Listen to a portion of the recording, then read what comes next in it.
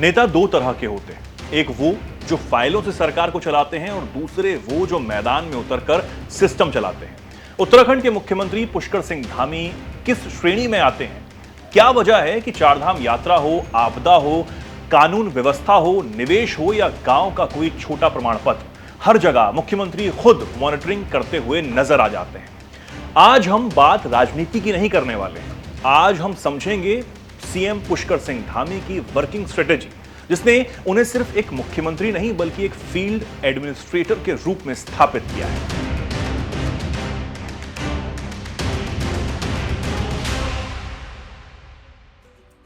धामी सरकार का पूरा प्रशासन सिर्फ 4 शब्दों के इर्द गिर्द ही घूमता है: सरलीकरण, समाधान, निस्तारण और संतुष्टि।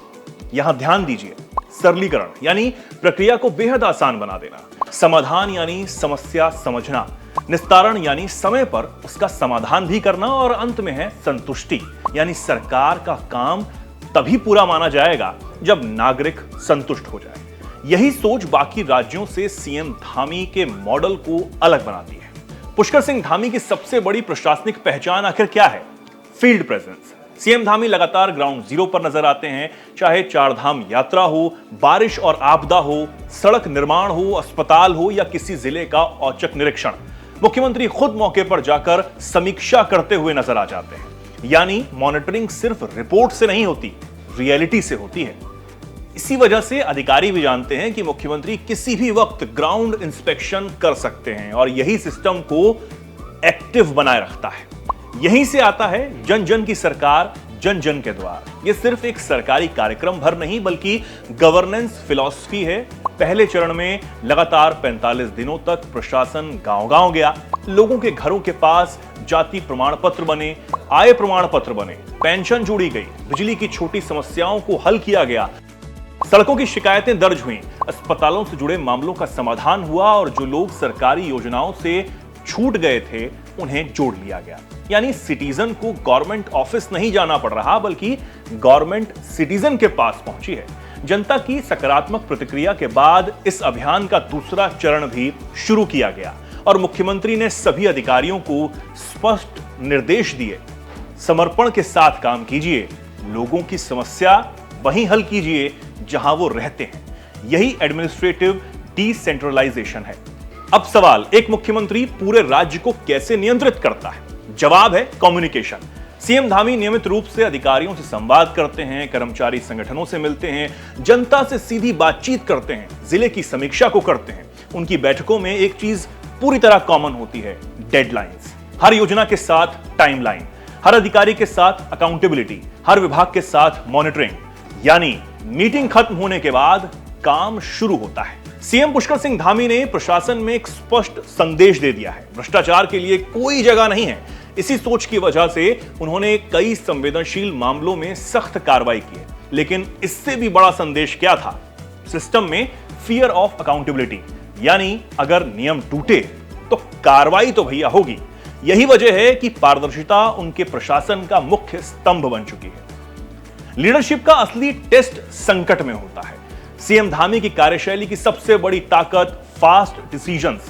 उदाहरण देखिए, देश का सबसे चर्चित फैसला यूसीसी यानी यूनिफॉर्म सिविल कोड। उत्तराखंड पहला राज्य बन गया जिसने इसे लागू करने की दिशा में निर्णायक कदम को उठाया। इसी तरह एंटी चीटिंग लॉ, जिसने प्रतियोगी परीक्षाओं में नकल माफिया पर सख्त संदेश दिया।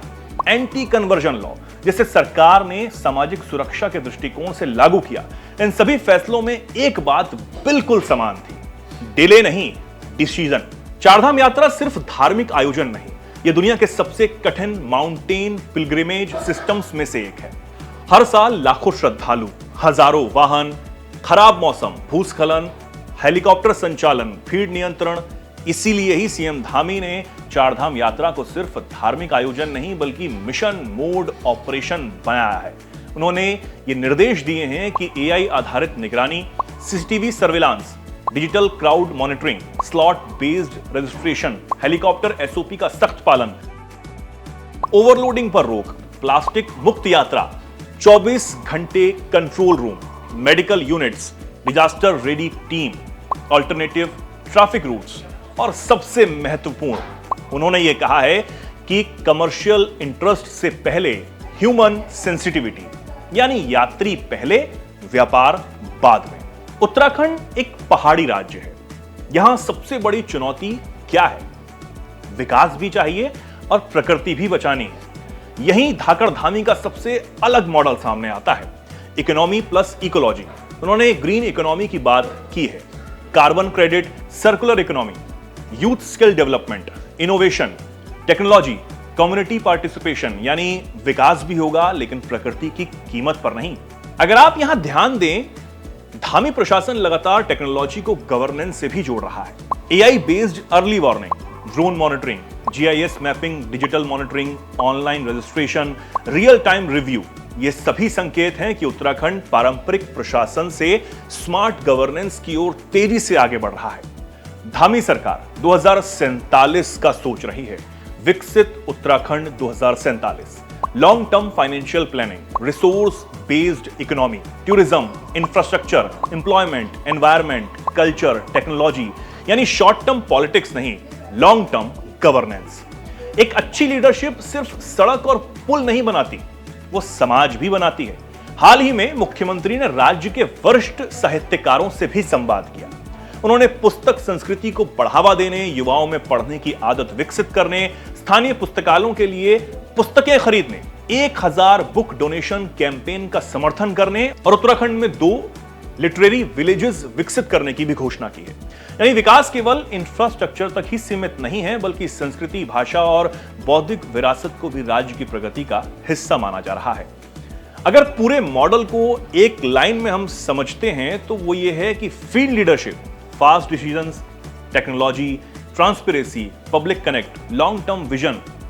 वो सिर्फ योजनाएं लॉन्च करने वाले मुख्यमंत्री नहीं दिखना चाहते हैं, बल्कि ऐसे प्रशासनिक व्यवस्था बनाना चाहते हैं जहां सरकार जनता के दरवाजे तक खुद पहुंचे, जहां अधिकारियों की जवाबदेही हो, जहां विकास और पर्यावरण साथ चले और जहां नीति सिर्फ कागजों पर नहीं, जमीन पर भी दिखाई दे। यही वजह है कि आज उत्तराखंड की राजनीति में मुख्यमंत्री पुष्कर सिंह धामी को केवल एक राजनेता भर नहीं, बल्कि एक्शन ओरिएंटेड एडमिनिस्ट्रेटर के रूप में देखा जाता है।